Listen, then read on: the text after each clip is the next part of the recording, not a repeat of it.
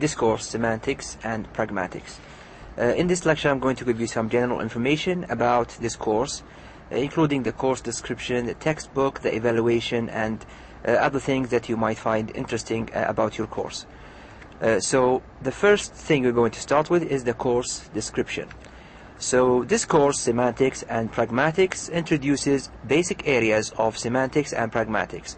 So we're going to talk about different topics, including collocation, including semantic field, including sense relations, and other topics of interest within the field of semantics and pragmatics. As you see here, we have componential analysis, language universals, speech act theory, implicature, and Gricean maxims. So all of these topics will be what we're going to discuss throughout the course and throughout the lectures I'm going to deliver to you each week. The objectives of this course are as follows. By the end of the course, students, you should be able to first demonstrate knowledge of the theoretical and practical aspects of collocation and the semantic field. So you show knowledge that you understood these topics and of course apply them practically in different situations. The second objective is to show knowledge of sense relations, language universals, speech act theory, implicature, and the maxims of Grice. We're going to handle each of these topics in a different lecture, and you're going to hopefully show us that you have deep knowledge of these topics as we discuss them throughout the lecture, of course, by taking the final exam and showing us that you know what we discussed in these lectures about these topics.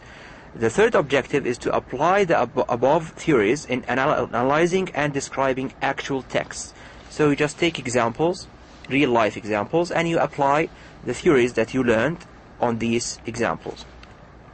The fourth objective is to be able to supply and use semantic and pragmatic notions, like the ones we discussed and we talked about a bit in the previous slide, in actual communication. So you're talking to people who are specialized in the field, to your colleagues. You use these notions, you communicate with them through various contexts.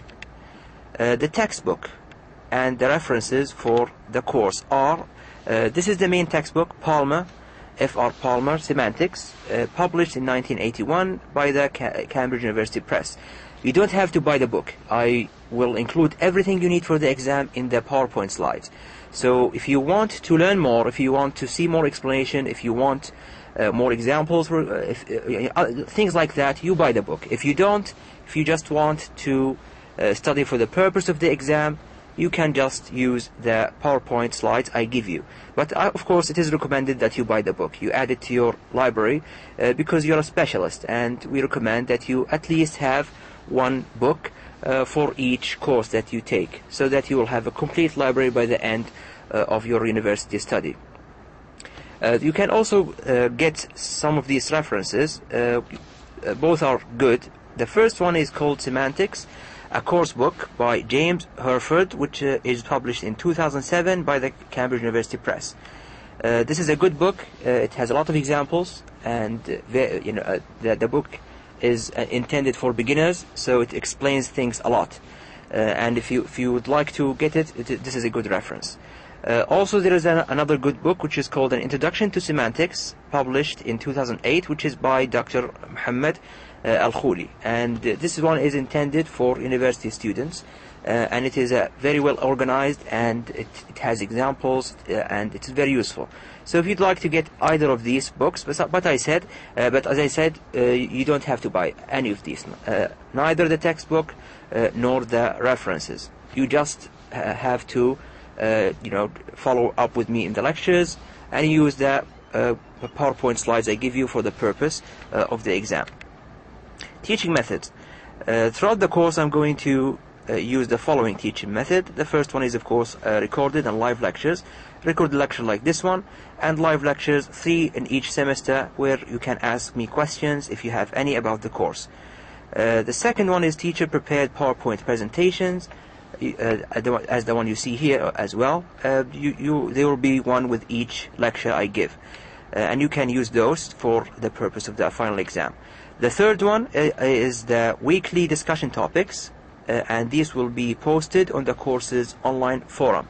So each week you'll find a discussion topic where you can participate with your colleagues and discuss a topic related to one of the lectures we take each week. The fourth one is monthly homework, which will be given to you through Blackboard. Course evaluation. This might be something that you already know because you're advanced students. This is your level 6 now. The 10 points out of 100 will be for attending the recorded and live lectures.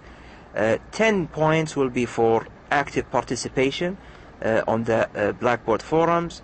And please try to avoid copying, try to avoid just copy pasting from websites. Use your own words, your own ideas, even if they are wrong, no problem. It's just you just engaging in a discussion. This is very useful and helpful for you. Homework is of course out of 10. There will be 3 pieces of homework, one for 3 points, one out of 3 points, and the final one will be out of 4 points, for a total of 10 points. The final exam will be out of 70, and there will be 70 multiple choice questions. Each of course will count for 1 point. You are used to that, the same as with your other courses. Of course the total here is 100 points. Office hours. Some just important points about office hours. The time will be announced through VLS and Blackboard. Also the contact number, you can find it there. Some students prefer to contact me by email. You can find my email over there as well. The second point, that I cannot answer questions related to administration or technical inquiries or things like that. Only questions related to my course. So if you have technical inquiries, if you have administration questions, you please direct them to the Deanship of e-learning. They are better suited to answer your questions. When you call me during the office hours, it's good to introduce yourself and tell me which course you study, because I teach more than one course. So it's useful for me to know which course you're going to ask me a question about. And when you call, you'll be given 5 minutes of time. And this is because that we need to give more time to other students who call. So I don't want to be to give one student half an hour and then other students will not have enough time to call me and talk to me. And please try to call me as early as possible. What I find from other courses is that students tend to call me towards the final exams, when we are nearer to the final exam, 2 weeks or 1 week before the final exam, and for this reason they can't get in touch with me through phone. So if you want to answer a question, answer it as soon as possible, so that I don't be busy with phone calls and I can't answer your question. Alright, so this is it for the orientation lecture. Hopefully you found it helpful and answered some questions you might have. If you have any other questions related to the course in general, you can direct them to me by email or you can call me through office hours. Thank you for listening, and I'll see you in the first lecture.